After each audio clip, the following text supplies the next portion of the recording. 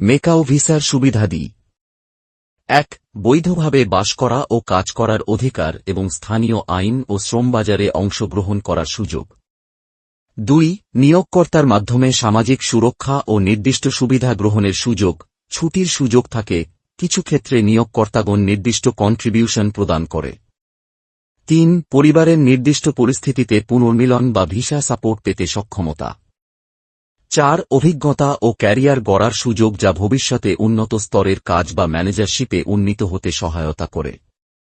৫. মূলত পর্যটন ভিত্তিক এবং সার্ভিস সেক্টরে কর্মসংস্থানের মাধ্যমে ভাষা ও প্রযুক্তিগত দক্ষতা অর্জন ও উন্নয়নের সুযোগ।